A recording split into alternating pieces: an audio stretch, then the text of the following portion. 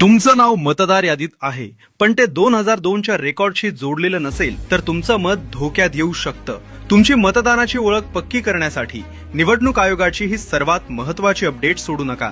निवडणूक आयोगामार्फत संपूर्ण देशात स्पेशल इंटेन्सिव्ह रिव्हिजन SIR राबवला जात आहे.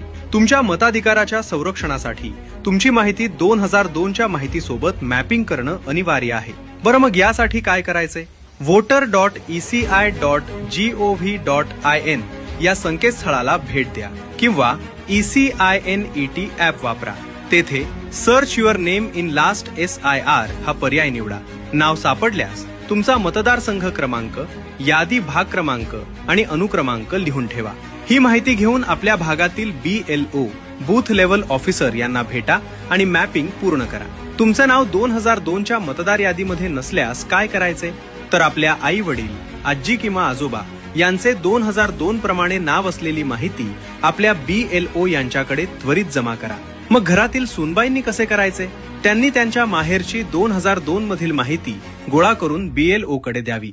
यासाठी लागणारे आवश्यक कागदपत्र आजच शोधून रेडी ठेवा. सादर केलेल्या कागदपत्रांवर जन्म दिनांक आणि जन्म ठिकाण असणे अनिवार्य आहे.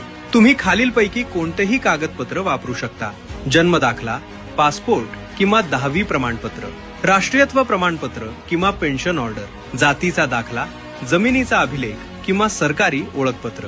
हे काम तुमचे BLO करतील किंवा तुम्ही एन्युमरेशन फॉर्म ऑनलाईन देखील भरू शकता. मित्रांनो, ही प्रक्रिया फक्त सरकारी काम नाही तर आपल्या लोकशाहीचा हक्क